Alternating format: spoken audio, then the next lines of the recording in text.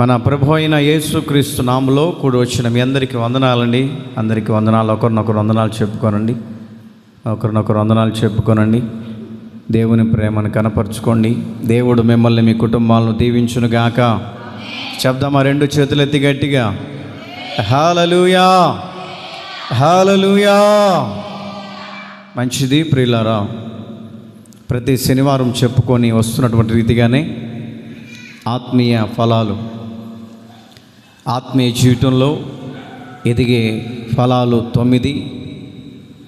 వాటిల్లో మొదటిది చెప్పాను ప్రేమ అని, రెండవది చెప్పాను సంతోషం అని, మూడవది నేను చెప్పబోతున్నాను. ఆ యొక్క మాట ఏంటంటే సమాధానము. ఏంటిది? సమాధానము. ఆ వాక్యానికి ముందుగా మూల వాక్యాన్ని చదువుకుందాం. యెషయా గ్రంథం 5వ అధ్యాయం 1, 2 వాక్యాలను మనం చదువుకుందాం.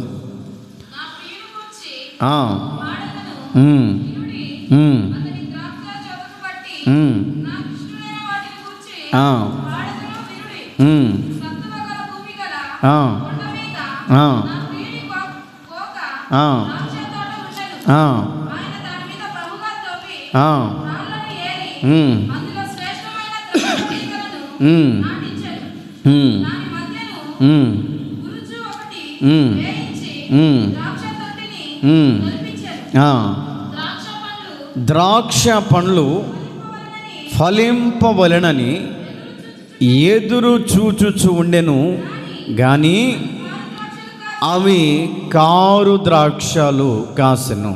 తలలు పైకెత్తి నాకెళ్ళి చూడండి, వాక్యాన్ని ధ్యానించండి. క్రీస్తునందు ప్రియ దేవుని బిడ్డలారా, ఇక్కడ రాయబడినటువంటి మూల వాక్యాన్ని మనం చదువుకుంటే, ఒక తోట యజమానుడట ఒక ద్రాక్ష తోటలని ఆ పొలములో నాటించాడు.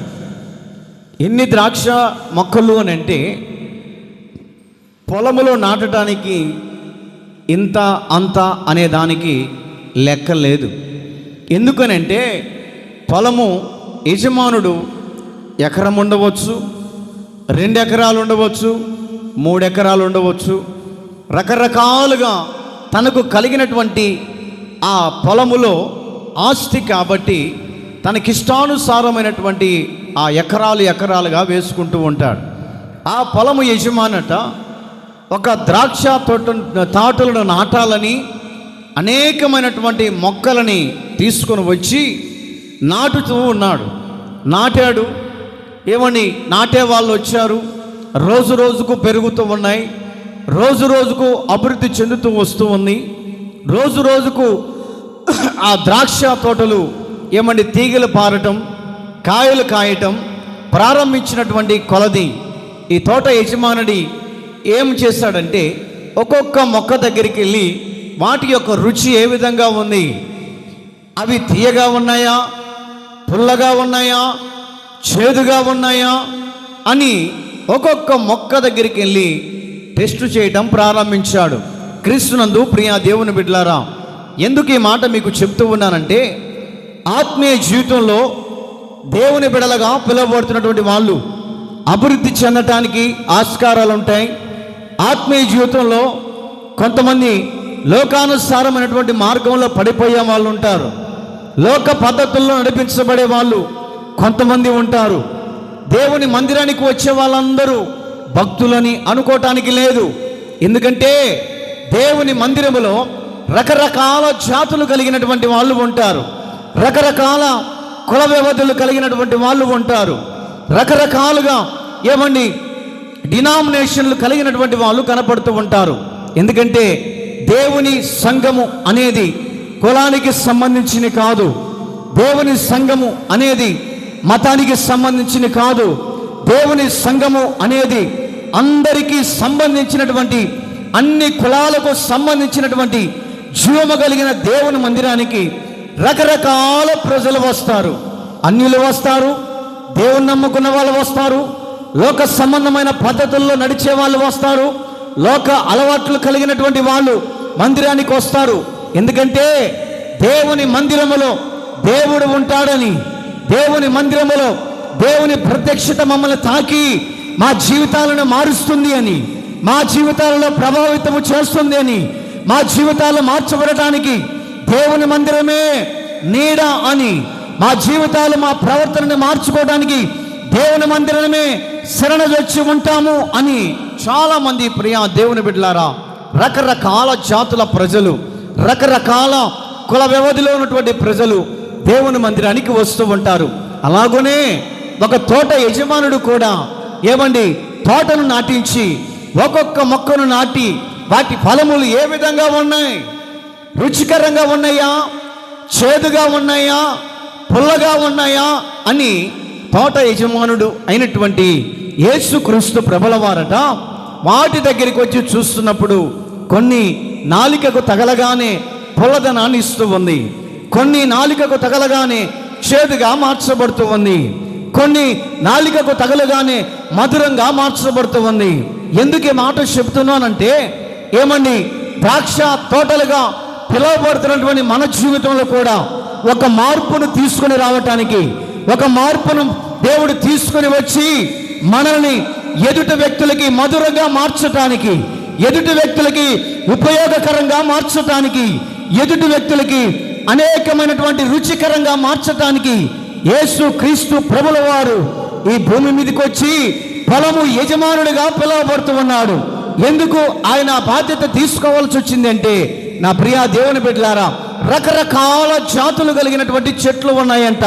పేరుకు మాత్రం ద్రాక్ష చెట్లే, పేరుకు మాత్రం ద్రాక్ష తీగలే, కానీ రకరకాల జాతులు కలిగినటువంటి ఆ చెట్ల విషయంలో దేవుడు ఉద్దేశాన్ని కలిగి ఏ విధము చేతనైనా చేదైనటువంటి అనుభవాన్ని తీసివేయాలి, చేదైనటువంటి విధానాన్ని కొట్టివేయాలి, చేదైనటువంటి పాపపు స్థితిని పాతిపెట్టాలి, చేదైనటువంటి లోకానుసారమైనటువంటి విధానాలు అరికట్టాలన్నటువంటి ఆలోచనతో తోట యజమానుడిగా యేసుక్రీస్తు ప్రభుల వారు ఆ తోటలో ప్రవేశించి ఆ యొక్క పండ్లను రుచి చూస్తూ ఉన్నాడు. నా ప్రియ దేవుని బిడ్డలారా, దేవుని మందిరానికి వచ్చుతున్నటువంటి మన ఆత్మీయ జీవితంలో కూడా ఫలాలు అనేవి కనపడుతూ ఉండాలి, ఫలాలు అనేవి కనపడాలి. ఏమిటి ఆ ఫలము అంటే చేదుకరమైనటువంటి ఫలము కాదు, దేవునికి అయిష్టమైనటువంటి ఆ ఫలము కాదు, దేవునికి అసభ్యమైన ఫలము కాదు, దేవునికి అయిష్టానుసారమైనటువంటి జీవితం అనే ఫలము కాదు. దేవునికి కావలసినటువంటి ఫలం ఏమిటంటే మధురంగా మార్చే ఫలం, మాధుర్యంగా మార్చే ఫలం, మంచి జీవితాన్ని చేసే ఫలం, మంచి ప్రవర్తన నడవడికను నడిపించే ఫలం, మంచి జీవితాన్ని నడిపిస్తూ దేవుని మందిరములో నీతిమంతులుగా పిలువబడుతూ, భక్తులుగా పిలువబడుతూ, దేవుని నామాన్ని స్తుతిస్తూ, దేవుని నామాన్ని ఘనపరుస్తూ, దేవుడిచ్చే వరములను పొందుకునే, దేవుడిచ్చే రుచికరమైనటువంటి ఫలములుగా మనం నడిపించబడాలట. నా ప్రియా దేవుని బిడ్డలారా, ఒకవేళ మనము దేవుని సన్నిధిలో, దేవుని తోటలో కారు ద్రాక్షలు కాసిన ఎడల దేవుడు మనల్ని తీసుకొని వెళ్ళి అగ్నిగుండములో పడవేస్తాడంట. కారణం ఏంటంటే ఎన్నో వాక్యాలు వింటూ ఉన్నాం, దేవుని సేవకుడి ద్వారా ఎన్నో వాక్యాల ద్వారా వృద్ధి చెందుతున్నాం, దేవుని సేవకుడి ద్వారా వాక్యం ద్వారా బలపడుతున్నాం, వాక్యం ద్వారా మన బ్రతుకులు మార్చడానికి ముందుకు వెళుతున్నప్పటికీ కూడా కొన్ని చెట్ల విషయంలో గమనిస్తూ ఉంటే ఎన్ని వాక్యాలు చెప్పినా కూడా సరి చేసుకోలేని పరిస్థితి, ఎన్ని వాక్యాలు చెప్పినా కూడా బ్రతుకును మార్చుకోలేని పరిస్థితి, ఎన్ని వాక్యాలు చెప్పినా కూడా దేవునికి అనుసంధానమైనటువంటి భక్తిని చేసే పరిస్థితుల్లో ఈనాటి క్రైస్తవులు కరువైపోతూ ఉన్నారు. అందుకనే దేవునికి అయిష్టమైనటువంటి కార్యములు చేసే బిడ్డల ఎడల దేవునికి అయిష్టమైనటువంటి ఆ ద్రాక్ష తీగలుగా మనం ఉండగలిగితేనంట, ఆ ద్రాక్ష తీగలను ఏం చేస్తాడంటే తీసుకెళ్లి అగ్నిగుండంలో పడేస్తాడు, అగ్నిగుండంలో పడేస్తాడు. ఎందుకంటే దేవుడు ప్రతి సంవత్సరము నీ యొక్క జీవితంలో మంచి కాపును కాయటానికి, దేవుడు నీ యొక్క జీవితంలో మంచి మార్పును తీసుకురావడానికి ప్రయత్నిస్తున్నప్పటికీ కూడా ఎక్కడేసిన గొంగలు అక్కడన్నట్లుగా నడిపించబడితే ప్రయోజనం ఉండదు. మన జీవితంలో మార్పు చెందుతూ ఉండాలి, రాను రాను భక్తిలో ముందుకు వెళ్ళాలి, రాను రాను ఆసక్తికరమైనటువంటి మార్గాల్లో నడిపించబడాలి, రాను రాను దేవునికి రుచికరమైనటువంటి ద్రాక్షల వలె, దేవునికి ఎంపైన సువాసన వలె, దేవునికి అనుసంధానమైనటువంటి భక్తి జీవితాన్ని చేసే దేవుని బిడలుగా మన నడవడికను మనం ముందుకు తీసుకొని వెళ్ళగలిగితే, నా ప్రియా దేవుని బిడ్డలారా, మధురమైనటువంటి ద్రాక్షాలుగా మనం మార్చగలిగితే మనము, దేవుడు అంట మనల్ని పరలోక రాజ్యానికి తీసుకువెళతాడు. హల్లెలూయా, హల్లెలూయా. అందుకని అక్కడ రాయబడినటువంటి మాటను గమనిస్తూ ఉంటే ఏమండి, ఆ ద్రాక్ష తోట యజమానిని ఎంతగానో ప్రయాసపడుతున్నాడు. ఈరోజున సేవకులంగా ఎందుకు మేము ప్రయాసపడుతున్నామంటే, నా ప్రియా దేవుని బిడ్డలారా, ఏదో మా స్వలాభం కోసం కాదు, ఏదో ఆస్తులు సంపాదించుకోవడం కాదు, ఏదో ధనాన్ని సంపాదించుకోవడానికో ఏదో ఆలోచనతో ఇక్కడికి రాలేదు. ఎందుకంటే మీ యొక్క హృదయాలలో ఒక మార్పును తీసుకురావటానికి, మీ యొక్క హృదయాల్లో దేవునికి ఇష్టానుసారమైనటువంటి జీవితాన్ని చేయటానికి, నీతి మార్గంలో నడిపించబడటానికి, నీతి బాధలో నడిపించబడటానికి, రక్షణ అనుభవాన్ని మీ ఎడల కల్పించడానికి, రక్షణ అనే అనుభవంలోకి తీసుకొని వెళ్ళి పరలోక పట్టణం అనబడుతున్నటువంటి పరలోక రాజ్యంలో చేర్చుట కొరకై దేవుని సేవకుడు ప్రయాసపడుతూ ఉన్నాడు. ఈనాటి క్రైస్తవులు కూడా ఎన్ని వాక్యాలు చెప్పినా కూడా నిష్ప్రయోజనం అవుతూ ఉన్నాయి. ఎన్ని వాక్యాలు బోధిస్తున్నా కూడా, వాక్యము నాకు కాదులే, వాక్యం అనేక మందికిలే, నాకు కాదులే దేవుని వాక్యం, పొరుగు వారికిలే, నాకు కాదులే వాక్యం, పక్కింటి వాళ్ళకులే, నాకు కాదులే వాక్యం, ఎదురింటి వారికి లేని ఈ రోజున చాలామంది చేదైనటువంటి వేరు వారి హృదయాల్లో మొలుస్తూ ఉంది. చేదైన వేరు మొలుస్తూ ఉంది. చేదైనటువంటి స్వభావం ప్రజల హృదయాల్లో మొలవటానికి గల కారణం ఏంటంటే, ద్రాక్ష తోటలో దేవుడు నాటినప్పటికీ కూడా మార్పు అనేది కనపడకపోవటం వలన ఈ రోజున మానవుని హృదయములోనట కారు ద్రాక్షలు కాస్తూ ఉన్నాయి. కారు ద్రాక్షలు కాస్తున్నాయి. నా ప్రియ దేవుని బిడ్డలారా, దేవుని సహవాసంలో పిలువబడుతున్నటువంటి మనము కారు ద్రాక్షలే అనే అనుభవాన్ని మనము తీసివేసి మధురమైనటువంటి ద్రాక్ష తీగలుగా మనము తయారవుదుముగాక. హల్లెలూయా. మధురమైన జీవితం మనము కుటుంబాలలో కలిగించునుగాక. మధురమైనటువంటి భక్తిని మనము చేయుదుముగాక. ఎందుకో తెలుసా, దేవుడు మన కోసం ప్రయాసపడుతున్నాడండి. దేవుడు మన కోసం ప్రయాసపడుతున్నాడు. ప్రయాసకు తగినటువంటి ప్రతిఫలాన్ని కూడా దేవుడు ఇస్తూ ఉన్నాడు. ఎటువంటి జీవితాన్ని మనం కలిగి ఉంటూ ఉన్నాం. చేదైనటువంటి విధానములో మనం ఉంటే దేవునికి ఇష్టానుసారమైనటువంటి విధానం, అది ఇష్టానుసారమైనటువంటి విధానం కానే కాదండి. నా ప్రియ దేవుని బిడ్డలారా, తోట యజమానుడు ప్రయాసపడుతున్నాడు. ఏ విధము చేతనైనా మార్పు చెందించాలని, ఏ విధము చేతనైనా భక్తిని వారికి నేర్పించాలని, ఏ విధము చేతనైనా లోకమనే ఆ శ్రమల మధ్యలో పడకూడదు అన్నటువంటి ఆలోచనతోటి తోట యజమానుడైనటువంటి యేసుక్రీస్తు ప్రభుల వారు మన హృదయంలో మంచి ఫలాలను దేవుడిస్తున్నాడు. హల్లెలూయా, హల్లెలూయా. మంచి ఫలాలను ఫలింపచేస్తున్నాడు. మనమైతే ఏం చేస్తున్నామంటే చెడు ఫలాల్ని మనం ఫలిస్తూ ఉన్నాం. దాని గుండా దేవునికి ప్రయోజనం కాదండి. దాని గుండా దేవునికి సంతోషం కాదు. దాని గుండా దేవునికి బాధ పెట్టే మార్గమే కానీ దేవునికి ఇష్టానుసారమైనటువంటి భక్తి కాదని ఈ రాత్రికాల సమయంలో దేవుని సేవకుడిగా మీకు తెలియపరుస్తూ ఉన్నాను. నా ప్రియ దేవుని బిడ్డలారా, ఆత్మీయ జీవితంలో ఎదిగే 9 ఫలాలు, ఆత్మీయ జీవితంలో ఎదిగే 9 ఫలాలు. మొదటి ఫలం గురించి చెప్పాను, రెండో ఫలం గురించి చెప్పాను. ఈ రాత్రికాల సమయంలో 3వ ఫలం గురించి చెప్పి నేను ముచ్చటగా ముగిస్తాను. మీ 2 చేతులెత్తి గట్టిగా హల్లెలూయా చెప్పండి. హల్లెలూయా, హల్లెలూయా, హల్లెలూయా.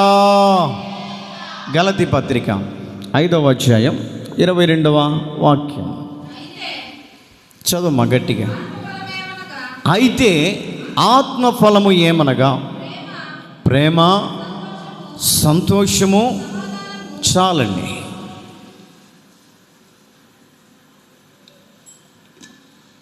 నేను చెప్తున్నటువంటి ఈ ఫలం ఏమిటంటే, 3వ ఫలముగా సమాధానము. జాగ్రత్తగా వినండి. వెనక పిల్లలు కొద్దిగా అల్లరి చేస్తున్నారు, కొద్దిగా జాగ్రత్తగా దగ్గర కూర్చోబెట్టుకోండి, భయం ఉంటుంది.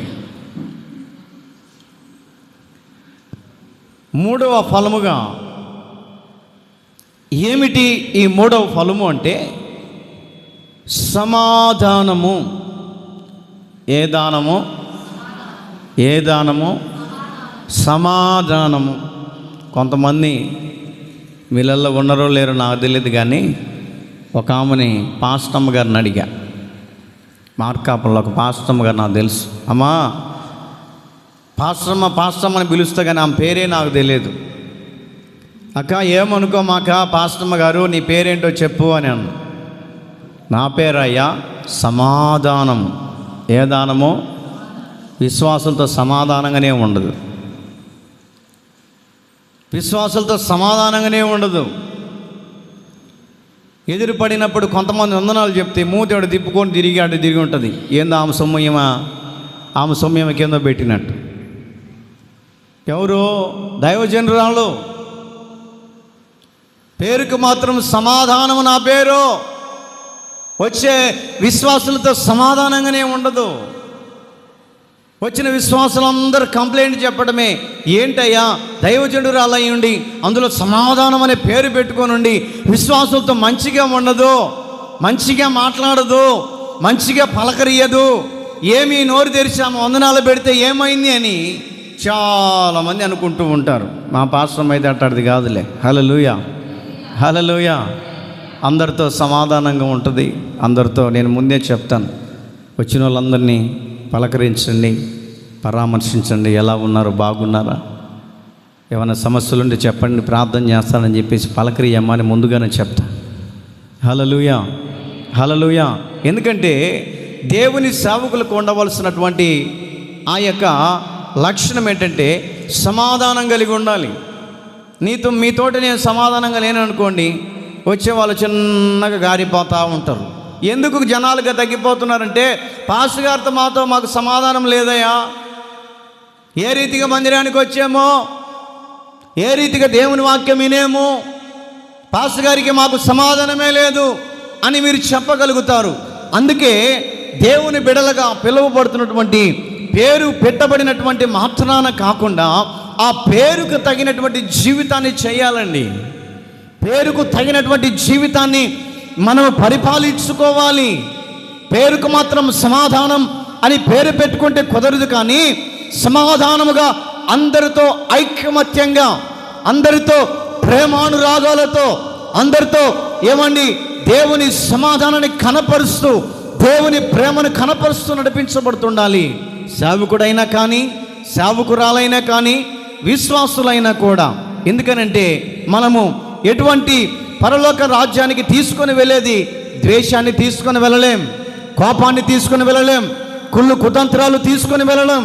పరలోక రాజ్యానికి తీసుకొని వెళ్ళేది ఏమిటంటే సమాధానముతో కూడిన మంచి మాటలు, సమాధానముతో కూడిన ఐక్యత, సమాధానముతో కూడిన దేవుని మాటలతో మనము పరలోక రాజ్యానికి చేర్చబడతామండి. మూడవదిగా ఫలము ఏమిటి అంటే సమాధానము. సమాధానము, సమాధానానికి బదులు ఈ రోజున మనుషుని హృదయంలో ఏమండి విరోధము ప్రారంభమవుతుంది. విరోధం ప్రారంభమవుతుంది. సమాధానంగా ఉన్నటువంటి విశ్వాసులు కూడా ఈ రోజున విరోధత్వం ప్రారంభమవుతుంది. ఈనాటి క్రైస్తవులలో కూడా, దేవుని బిడలుగా పిలువబడుతున్నటువంటి వారి జీవితంలో కూడా ఏమన్నా విరోధం, దేవుని సేవకులతో విరోధం, దేవుని బిడలతో విరోధం, తోటి విశ్వాసులతో విరోధం, తోటి బంధువులతో విరోధం, తోటి క్రైస్తవ సభ్య సమాజంలో నిలబడుతున్నటువంటి వారితో కూడా ఈ రోజున విరోధ భావం, ప్రేమ కరువైపోయి దేవుడిచ్చే ప్రేమను కరువు చేసుకొని ఈ రోజున క్రైస్తవులు పిలువబడుతున్నటువంటి వాళ్ళు కూడా విరోధ భావం కనపడుతుందండి. ఒకరంటే ఒకరికి పడట్లేదు, ఒకరంటే ఒకరికి ప్రేమానురాగములు నడిపించబడట్లేదు. నా ప్రియ దేవుని బిడ్డలారా, మనము బ్రతికిన 4 దినాలైనా కూడా దేవుని బిడ్డలతో సమాధానంగా బ్రతికి చనిపోయిన పరలోక రాజ్యములో నీ టికెట్ సంపూర్ణంగా నడిపించబడునుగాక. హల్లెలూయా, హల్లెలూయా. బ్రతుకున్నప్పుడు మాత్రం ఏమండి మనిషి గురించి పొరపాటునే అనుకోరు. చచ్చిపోయినప్పుడు చెప్తా ఉంటారు, రాగాలు తిట్టుంటారు. అయ్యో నువ్వు ఎంత మంచోడివి అయ్యా, రాత్రే కదయ్యా నాకు 200 ఇచ్చి చచ్చిపోతీవి. కొంతమందిని చూడాలి, రాగాలు మామూలుగా ఉండదు. చనిపోయినప్పుడు చూస్తే నాకు నవ్వు వస్తుంటుంది. ఏం చేస్తాం, నవ్వు ఆపుకొని వాళ్ళకెళ్ళి చూస్తూ ఉంటాను. నేను నిన్ననే కదయ్యా అవసరం వస్తే నాకు కావాలంటే ఇంత ఇచ్చినావు అని చనిపోయినప్పుడు ఏమంటే బతుకున్నప్పుడు పట్టించుకోరు. అబ్బే, బతుకున్నంత దోడి ఆ మనిషి విలువ తెలియదు. ఎంత మంచి పనులు చేసినా కూడా చెడు విధానాన్ని ఏమండి చేదైన వేరుని చూపిస్తుంటారు. కానీ మనిషి ఎప్పుడైతే చనిపోతాడో అతనికి తెలియకుండా ఎన్ని మంచి మాటలు వస్తాయో, బతుకున్నప్పుడు మాత్రం ఈ 3 గ్లాసులు ఎప్పుడు చచ్చిపోతాడో, ఏ గ్లాసులోడో 3 గ్లాసులోడు, ఈ 3 గ్లాసులోడు ఎప్పుడు చచ్చిపోతాడో అని చేతులు ఇరగదిస్తూ ఉంటారు. కానీ చనిపోయిన తర్వాత ఎక్కడ లేని ప్రేమ. ఏమండి, పాతయన్నీ గుర్తుకొస్తుంటాయి. అప్పుడు నా ప్రియా దేవుని బిడ్డలారా, బ్రతికున్నప్పుడే మనము దేవుని బిడలుగా పిలువబడుతున్నటువంటి మనము ఎదుటి వ్యక్తులు మనకు విరోధ భావాన్ని చూపిస్తున్నప్పటికీ కూడా దేవుని సమాధానాన్ని కనపరచాలి. అందుకని వచ్చినమ్మటి వందనాలు చెప్పి ఒకరినొకరు వందనాలు చెప్పుకోమంటున్నాను. ఎందుకని, ఒకవేళ ఇంటికాడ ఏమైనా నడుచుకుంటారు కదా, ఎదురెదురు పడితే సమాధాన పడతారని. హల్లెలూయా. మీరు కాదులేండి. హల్లెలూయా, హల్లెలూయా. ఒకవేళ ఇండ్ల దగ్గర ఏదైనా చిన్న చిన్న పొరపాట్లను బట్టి ఏమండి ఇండ్ల దగ్గర ఎదురెదురు అరుచుకున్నప్పటికీ కూడా పక్కపక్కన కూర్చున్నప్పటికీ కూడా వందనాలు చెప్పుకున్నారు అనుకోండి, ఆ కోపం ఎట్టబోతుందో, ఆ ద్వేషం ఎట్టబోతుందో, ఆ విరోధ భావం ఎట్టబోతుందో. అందుకనే వందనాలు చెప్పించేది నేనేం మామూలుని కాదు. హల్లెలూయా, హల్లెలూయా. ఎందుకంటే ఎన్ని కోపాలున్నా కూడా మనం దేవుని బిడ్డలమండి. ఇంటి దగ్గర ఎన్ని అరుచుకున్నప్పటికీ కూడా, ఎన్ని గొడవలు పెట్టుకున్నప్పటికీ దేవుని మందిరంలోకి వచ్చేసరికి సమాధాన పడాలి. ఆయన ఎవరంటే సమాధానానికి కర్తగా ఉన్నాడు, సమాధానానికి అధిపతిగా ఉన్నాడు. నీవు ఒకవేళ దేవుని మందిరంలోకి వచ్చి అసమాధానంతో ఉన్నటువంటి నీ జీవితాన్ని, అసమాధానంతో కృంగి కుషించిపోతున్న నీ జీవితాన్ని దేవుడు ఇంటికి వెళ్ళేటప్పుడు ఏం చేస్తాడంటే సమాధానంతో పంపిస్తాడు. కారణం ఏంటంటే సమాధానము అనబడుతున్నటువంటి ఆత్మబంధము నిన్ను పట్టుకొని ఆత్మబంధము ద్వారా ఐక్యపరిచి దేవుని ప్రేమలో ఉన్నటువంటి ఆ యొక్క వివరణ ఏమిటో తెలియపరిచి విరోధ భావాన్ని తొలగించి సమాధానముతో పంపిస్తాడు. కారణం ఏంటంటే దేవుని మందిరము అనబడుతున్నటువంటి ఈ మందిరము సమాధానానికి నిలయం. హల్లెలూయా, హల్లెలూయా. సమాధానానికి నిలయం ఈ మందిరం. మన హృదయంలో విరోధ భావం ఎంత ఉన్నప్పటికీ కూడా దేవుని మందిరంలోకి వచ్చిన నీ జీవితంలో కూడా ఆ యొక్క విరోధ భావాన్ని కొట్టివేసి దేవుని వాక్యం ద్వారా హెచ్చరించబడి, దేవుని వాక్యం ద్వారా బుద్ధి చెప్పబడి, దేవుని వాక్యం ద్వారా సరిచేసుకొని, దేవుని వాక్యం ద్వారా మన హృదయం ఉన్నటువంటి విరోధ భావాన్ని కొట్టివేసి మనం ఏం చేయాలంటే ఇంటికి వెళ్ళేటప్పుడు విరోధంగా ఉన్నటువంటి వ్యక్తులతోటి మనము సమాధానపరచబడాలి. అదే దేవుడికి ఉన్నటువంటి భక్తిపరుల యొక్క లక్షణం.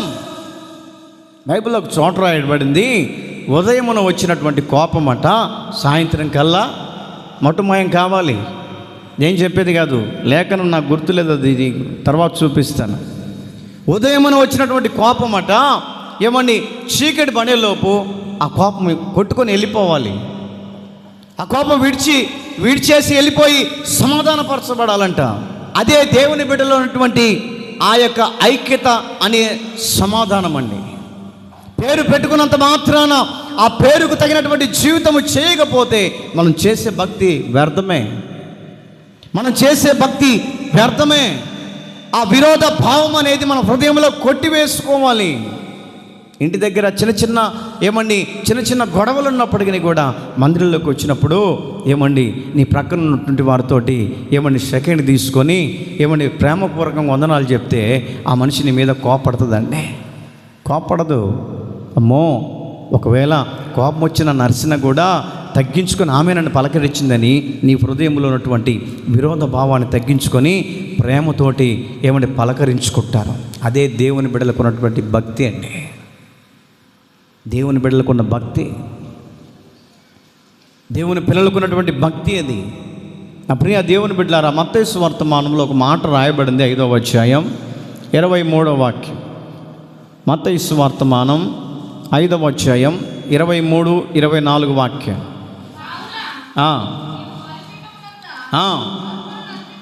నీవు బలిపీఠమునొద్ద అర్పణను అర్పించుచుండగా నీ మీద నీ సహోదరునికి విరోధము కలగని అక్కడ నీకు జ్ఞాపకం వస్తే ఆ బలిపీఠమునొద్దనే నీ అర్పణను పక్కన పెట్టేసి మొదటగా వెళ్ళి నీ సహోదరునితోట సమాధానపరచబడాలంట. హల్లెలూయా, హల్లెలూయా.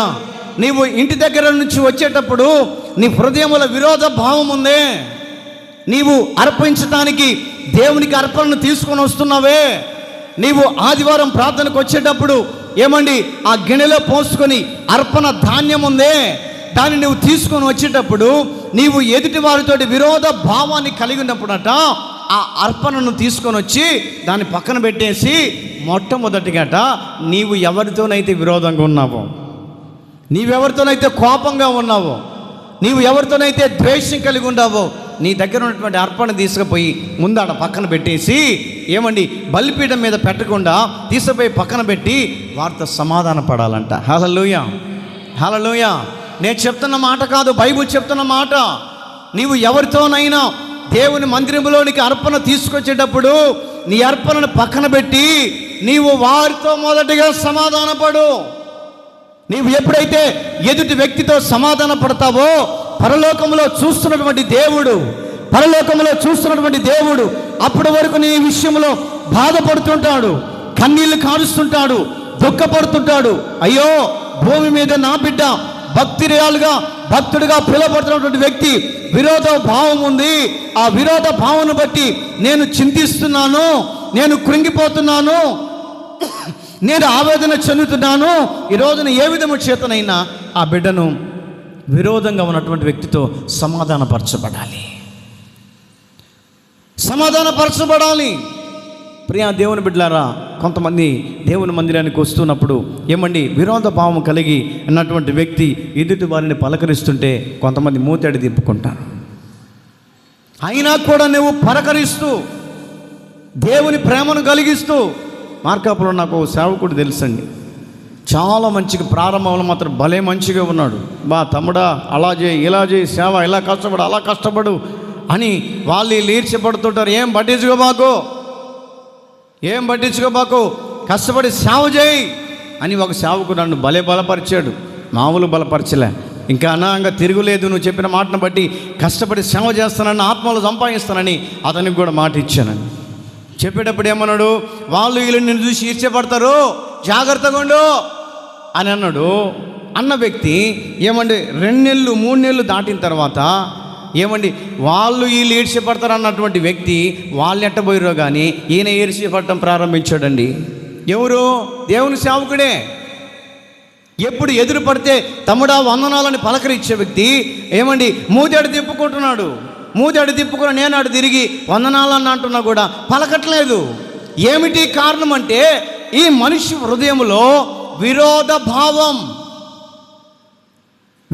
భావం ఏర్పడింది. ఎందుకంటే దేవుని సన్నిధిలో కష్టపడి సేవ చేస్తున్నప్పుడు సంతోషించాల్సింది పోయి, దేవుని సంఘమును డెవలప్ చేస్తుంటే సంతోషించాల్సింది పోయి, దేవుని సంఘాన్ని ఏకము చేస్తుంటే డెవలప్ అవుతూ ఉంటే ఏమంటే సమాధానంతో నింపుతూ ఉంటే సంతోషించాల్సింది పోయి, ఈ రోజున దేవుని సేవకులలో విరోధ భావం ఏమండి నాకైతే దేవుని ప్రేమ కలిగి వందనాలు పెడుతున్నా కూడా మూతేడు తిప్పుకుంటున్నాడు. చెండ్రాడిపల్లి వైపు మూతేడు తిప్పుకుంటున్నాడు, దేవరాజు ఒకటికి వెళ్ళి మూతేడు తిప్పుకుంటున్నాడు, పెద్దారెడ్డికి వెళ్ళి. ఎందుకనంటే తన హృదయంలో ఒక ఈర్ష్య, తన హృదయంలో ఒక విరోధ భావం. ఎవరయ్యా అంటే దేవుని సేవకుడే. పేరుకు మాత్రం నేను కూడా సేవకునే, పేరుకు మాత్రం నేను కూడా దేవుని బిడ్డనే. ఈ రోజున దేవుని సేవకుడు అనబడుతున్నటువంటి వ్యక్తి ఏమండి పరిచర్య చేస్తున్నప్పుడు, కష్టపడి దేవుని పని చేస్తున్నప్పుడు ఇంకా నువ్వు చెయ్యని ప్రోత్సహించాల్సినటువంటి వ్యక్తులు ఈ రోజున ఈర్ష్యపడుతూ ఉన్నారు. ఎవరు? దేవుని సేవకులే. దేవుని గ్రంథం సెలవిస్తుంది, నీవు దేవుని మందిరానికి వచ్చేటప్పుడు, నీ అర్పణను తీసుకొచ్చేటప్పుడు నీ అర్పణ పక్కన పెట్టి ఎవరైతే విరోధంగా ఉన్నారో వారితో సమాధానపడు. వారితోటి నీ ప్రేమగా పలకరింపులు కలిగిండు. వారితో నీ యొక్క హృదయాన్ని పంచుకో. వారితో నీ కష్టాన్ని పంచుకో. ఒకరి ప్రేమ ఒకరి ఎడల మమకారం కలిగి ఒకరి శ్రమలు ఒకరు తెలుసుకొని ప్రార్థన అనుభవం నడిపించబడాలని దేవుని గ్రంథంలో రాయబడుతూ ఉంటే, ఈ రోజున నా ప్రియ దేవుని బిడ్డలారా, సమాధానానికి బదులు విరోధ భావం,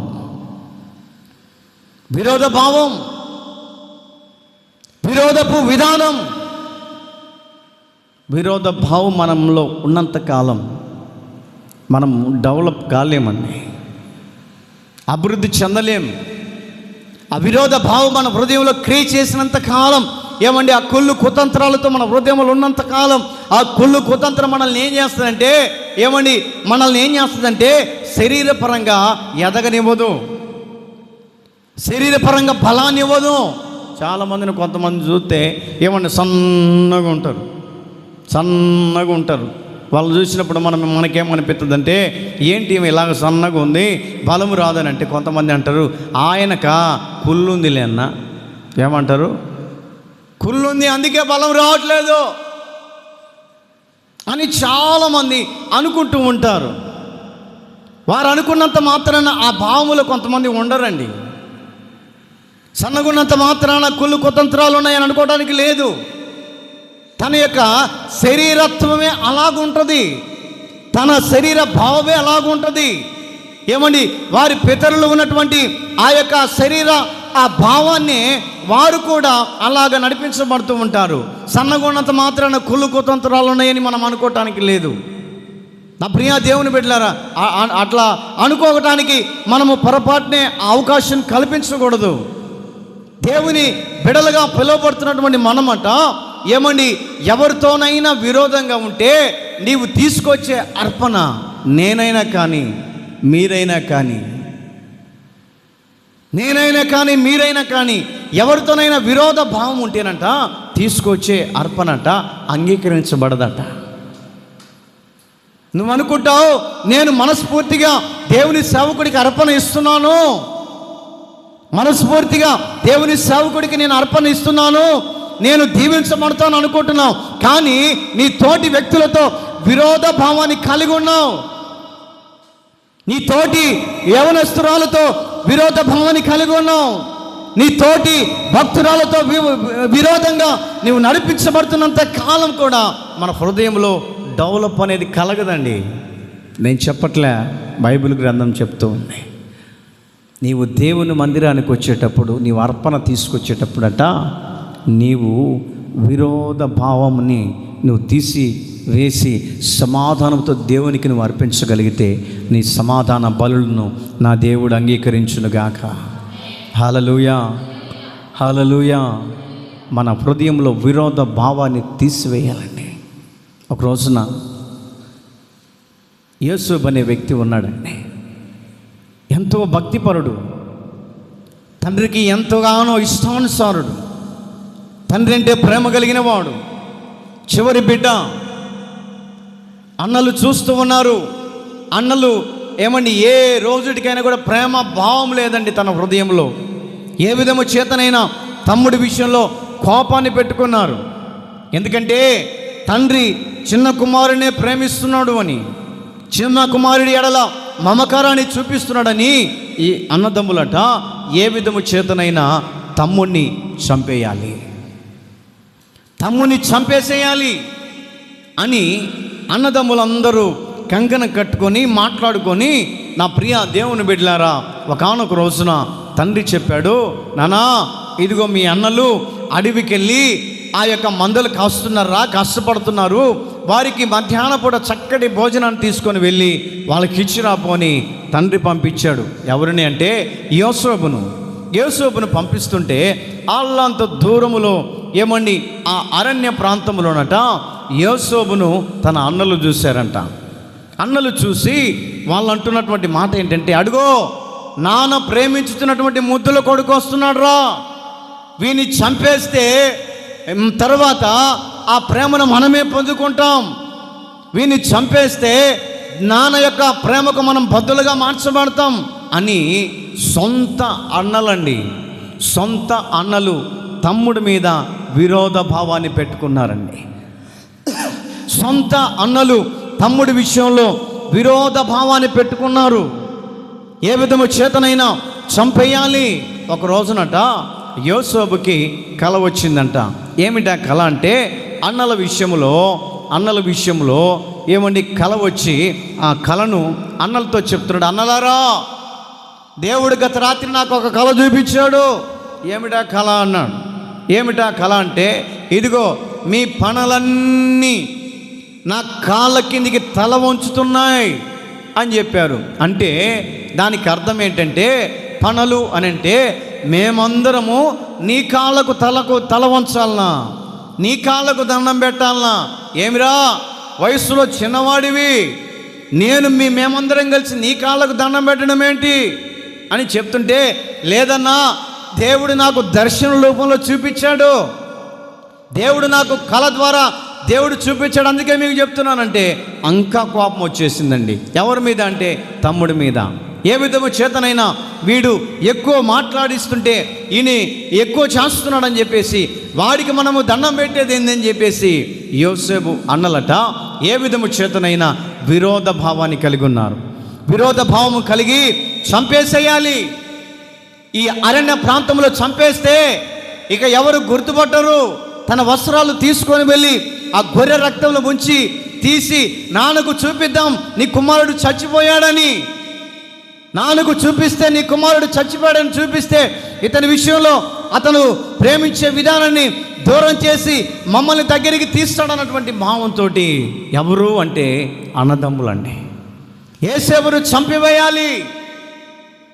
యోసేపు ఎవరి ప్రణాళికలో ఉన్నాడంటే దేవుని ప్రణాళికలో ఉన్నాడు. హల్లెలూయా, హల్లెలూయా. దగ్గరికి వెళ్ళాడు యోసేపు. అన్నలారా, ఆకలి అవుతున్నట్టుంది, ఇదిగో మంచి భోజనాల్ని తయారు చేసుకొని తీసుకొచ్చాను, కడుపు నిండా భోజనం చేయండి.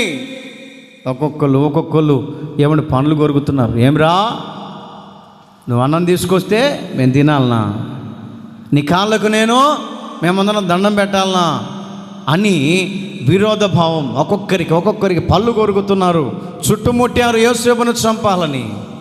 వాళ్ళల్లో ప్రేమ కలిగిన వ్యక్తి ఉన్నాడండి, రూబేన్ అనే వ్యక్తి.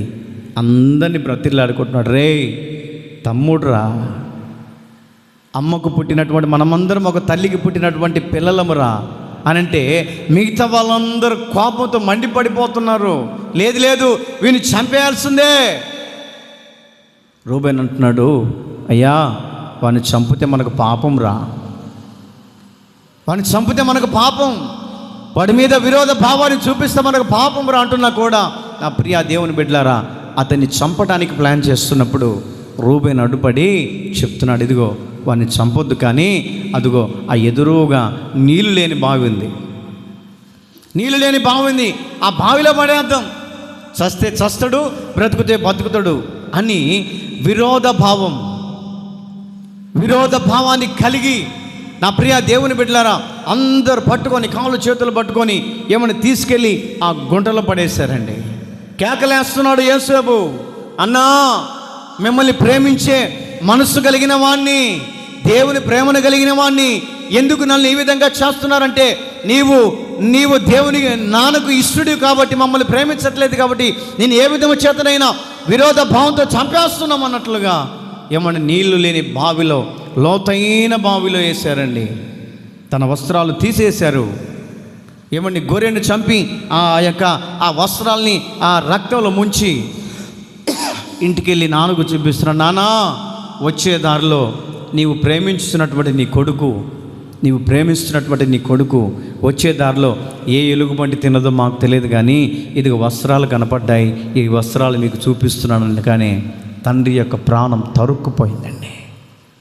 కన్నీళ్ళు పెట్టుకొని ఏడుస్తున్నాడు, అయ్యో నా కుమారుడికి బదులు నేను చనిపోతే బాగుండే,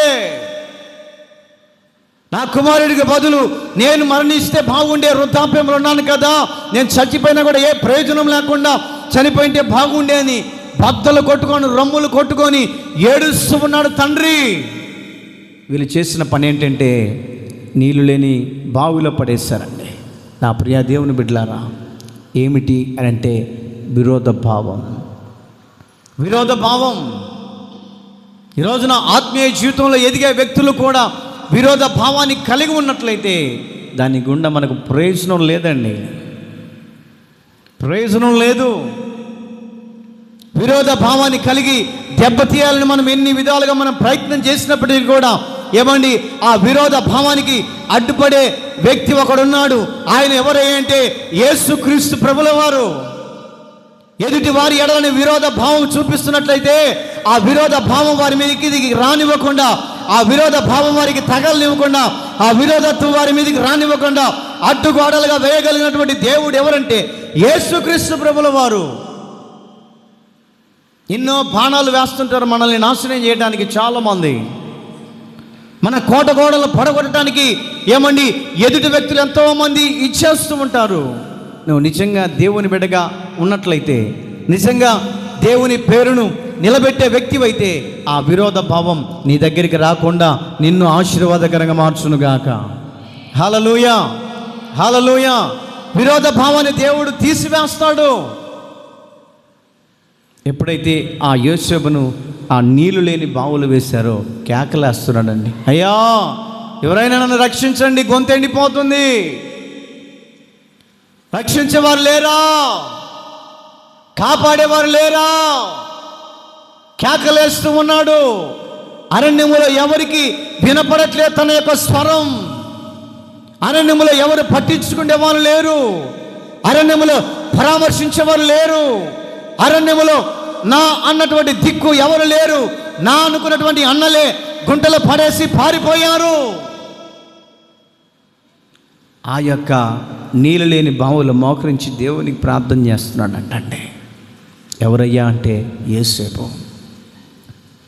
యేసేపు దేవునికి ప్రార్థన చేస్తున్నాడు, ప్రభువా ఇదిగో నా ప్రాణాలు కాసేపట్లో ముగిసిపోతూ ఉన్నాయి, నన్ను రక్షించు.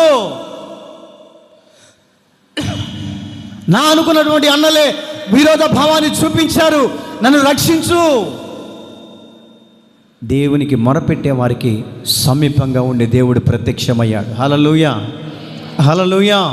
ప్రత్యక్షమై ఇదిగో ఆ యొక్క దారి గుండట రాజు ఏమండి గుర్రాల మీద రథం మీద నడుచుకుంటూ వస్తూ ఉంటే కేకలు వినపడుతున్నాయంట, కేకలు వినపడుతున్నాయి. నన్ను రక్షించండి, గోతిలో పడిపోయాను, నేను చనిపోబోతున్నాను, నన్ను రక్షించండి అని కేకలు వినపడుతుంటే ఎవరు ఏమండి ఆ దారుగుండా వెళుతున్నప్పుడు ఆ రాజు గమనించారంట, అయ్యో ఎవరు ప్రాణాపాయాల మధ్యలో మాట్లాడుతున్నారే అని కాస్త ముందుకెళ్ళి చూడగానే ఏమండి యూదుడు దేవుని బిడ్డ. రాజు చూశాడు, రాజు చూడగానే అతని మీదట జాలి కలిగెను. హల్లెలూయా, హల్లెలూయా. అపాయంలో ఉన్నటువంటి వ్యక్తి, అపాయంలో ఉన్నటువంటి వ్యక్తిని చూస్తే ఎవరికైనా జాలి కలుగుతుందండి. సపోజ్ రోడ్డు మీద వెళుతూ బైక్ మించి కింద పడ్డాడు అనుకోండి, పక్కన వాళ్ళు చూసిన వాళ్ళు ఏం చేస్తారంటే మెలకుండా చూస్తూ ఉంటారా? ఉండరు.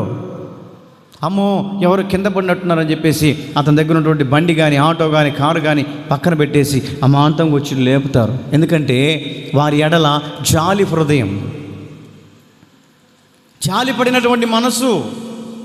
ఎవరైతే దేవుని బిడ్డలుగా పిలువబడుతున్నటువంటి వారు జాలి కలిగిన హృదయాన్ని మీరు కలిగి ఉంటారో దేవుని మనసును ధరించుకున్న వారని గుర్తెరగాలి. కొంతమంది ఏమండి కొంతమంది మనము శ్రమలు అనుభవిస్తుంటే కొంతమంది చూస్తూ నవ్వుతూ ఉంటారు. వారి కుటుంబమా అట్లా కావాలే, వారి కుటుంబమా ఆ విధంగా కావాలే అని విరోధ భావాన్ని పెంచుకుంటూ ఉంటారు.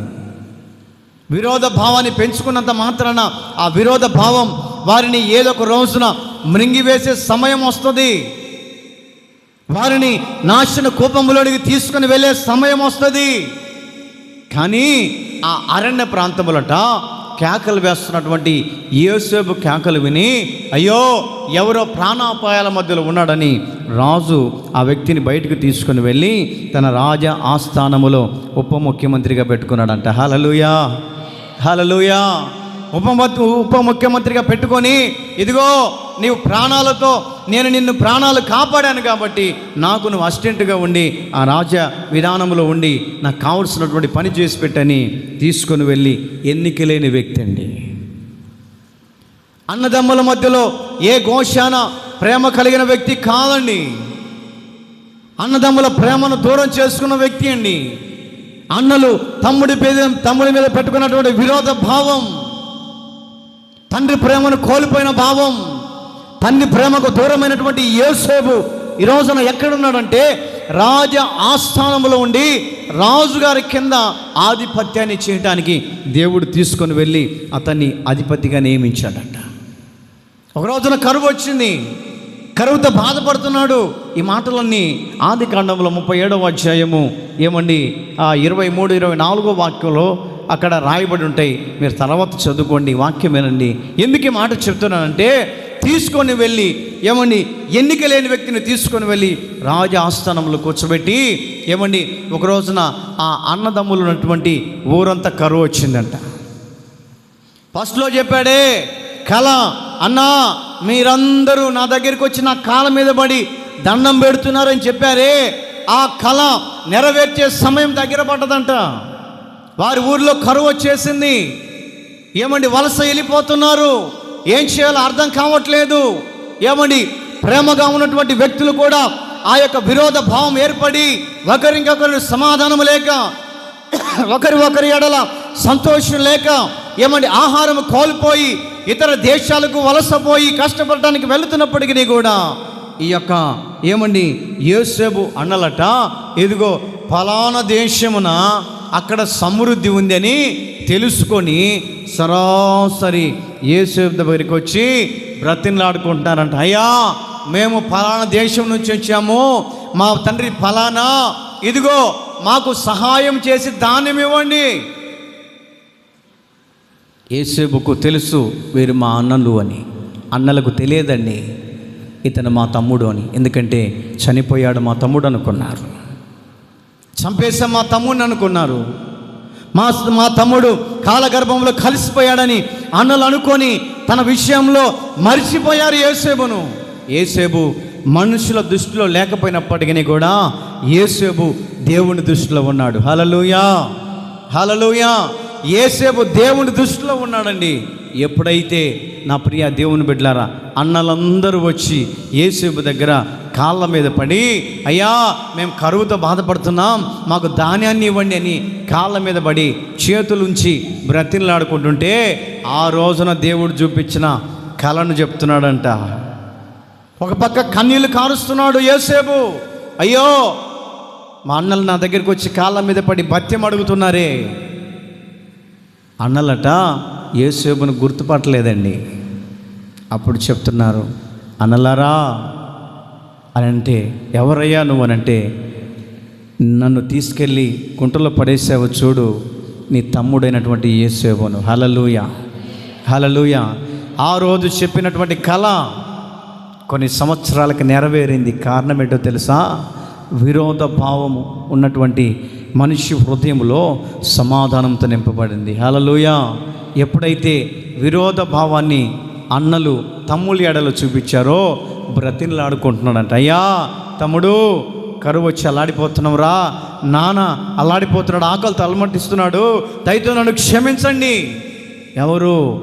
విరోధ భావాన్ని చూపించినటువంటి అన్నలు తమ్ముడి దగ్గరికి వచ్చి కాళ్ళ మీద పడుతున్నారు. అప్పుడు చెప్తున్నాడు, అన్నా ఆ రోజున నేను ఒక కళ చెప్పానే, ఆ రోజున దేవుడు నాకు కళ ఇచ్చాడని చెప్పానే, ఆ కళ ఈ రోజున నెరవేర్చాడు. హల్లెలూయా, హల్లెలూయా.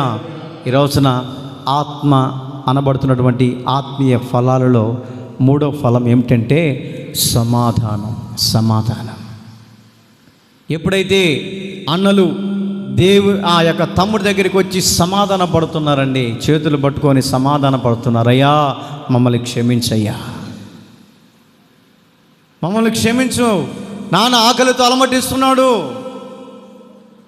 యేసేపు ఏం చేశారంటే అన్నల్ని పిలిచి తన దగ్గర పనివారిని పిలిచి, ఇదిగో వీరికి కావలసినటువంటి సమృద్ధి ఇదిగో బండ్ల మీద కట్టి వీరికి సంవత్సరాలకు తరబడు ఆహారాన్ని తీసుకొని పొండిని పంపిస్తున్నాడంట. హల్లెలూయా. అన్నలు తమ్ముడి విషయంలో విరోధ భావం చూపించినా కూడా తమ్ముడట దేవుని ప్రేమను కలిగి సమాధానపరచబడ్డాడు. ఆత్మీయ జీవితంలో మనము ఎదగాలనుకున్నటువంటి విధానములో మనము సమాధానం అనబడుతున్నటువంటి 3వ విధానాన్ని మనం కలిగి ఉన్నట్లయితే, ఒకవేళ నా ప్రియ దేవుని బిడ్డలారా, నీ ఇరుగు పొరుగు వారితో సమాధానం లేకపోతే, నీ ఇరుగు పొరుగు వారితో విరోధ భావాన్ని కలిగి ఉంటే, బైబిల్ గ్రంథం చెప్తుంది, నీ దగ్గర ఉన్నటువంటి అర్పణ ఉందే తీసుకొచ్చి పక్కన పెట్టి దేవుని మందిరంలో ఎదుటి వ్యక్తితో సమాధాన పడాలి. అందుకని ప్రభు బల్లారాధనలో అయిపోయిన తర్వాత నేను చెప్పే మాట ఏంటంటే, ఒకరినొకరు సెకండ్ తీసుకోండి, ఒకరినొకరు కలిసి ప్రార్థన చేసుకోండి, సమాధాన పడండి. సమాధానం మన హృదయంలో లేకపోతే ఈర్ష్యలు పెరుగుతాయి. సమాధానం మన హృదయంలో లేకపోతే కోపాలు పెరుగుతాయి. సమాధానం మన హృదయంలో లేకపోతే విరోధ భావం ఏర్పడుతుంది. దాని గుండా మనం ప్రశాంతంగా జీవించలేం, దాని గుండా ప్రశాంతంగా భక్తిని చేయలేం, దాని గుండా ఆత్మీయ జీవితంలో ముందుకు వెళ్ళలేం. నా ప్రియ దేవుని బిడ్డలారా, దేవుడు మనతో మాట్లాడుతున్నాడు. 3వ ఫలము ఏమిటంటే సమాధానంతో నిండిన ఫలం. సమాధానంతో నిండిన ఫలం. విరోధ భావం ఉంటే తొలగించుకోండి, కక్షలేముంటే తొలగించుకోండి, కోపాలేముంటే తొలగించుకోండి, ఈర్ష్యలేముంటే తొలగించుకోండి. ఇది దేవుని మందిరం. ఏమిటి అని అంటే సమాధానానికి నిలయముగా మార్చబడిన ఈ దేవుని మందిరంలోనే నీవు సమాధానపరచబడదువు కాక. తలలు వంచండి, కళ్ళు మూయండి, ప్రార్థన చేసుకొని ఈ కూడికను మనం ముగించుకుందాం.